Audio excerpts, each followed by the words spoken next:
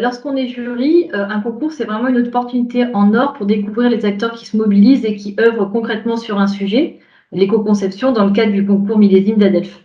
Pour le média que je représente, Viti, c'est une source aussi d'inspiration. Dans les mois à venir, nos lecteurs vignerons découvriront les projets remarquables de candidats. Il y a quelques années, nous avons intégré la RSE dans notre ligne éditoriale. Cette démarche se fonde, pour rappel, sur l'évaluation et la progression. Et c'est vrai que sur l'aspect particulier du packaging, l'éco-conception est à mon sens la voie d'avenir parce que la durabilité est un mouvement de fond.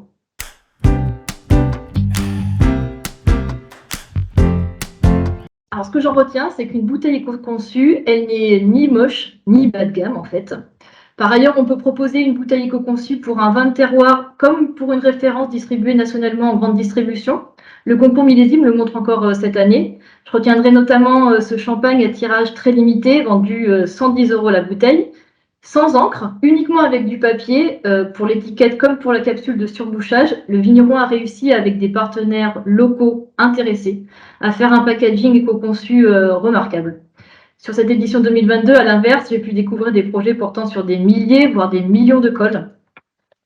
En réduisant le poids de la bouteille, la taille des étiquettes, la longueur de la jupe de la coiffe, en utilisant des matériaux recyclés sur le verre comme pour le papier par exemple, et même en supprimant des éléments que l'on pensait indispensables à l'acte d'achat des consommateurs, je pense notamment à la coiffe sur les bouteilles de vin.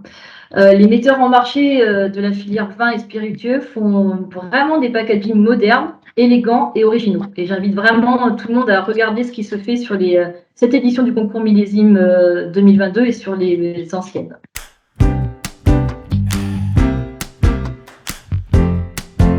La consigne va vraiment s'inscrire, je pense, en complément de tous les efforts qui ont déjà été faits sur l'industrie verrière et sur l'usage du verre.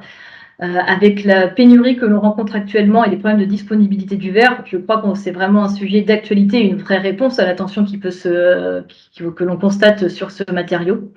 Les acteurs semblent prêts, que ce soit les metteurs en marché et la distribution, parce que c'est important en fait que la distribution soit là. Et la consigne, ça va être un virage, parce qu'on était parti dans une logique de personnalisation des emballages, et avec la consigne, on va revenir à une standardisation. Mais standardisation ne veut pas dire non plus homogénéité. Les acteurs vont toujours pouvoir se distinguer sur leur étiquette, leur capsule, sur la communication qu'ils vont faire autour de leurs produits. Donc vraiment, je pense que la consigne, c'est pas un retour en arrière. Vraiment, ça va être une nouvelle page et vraiment passionnante.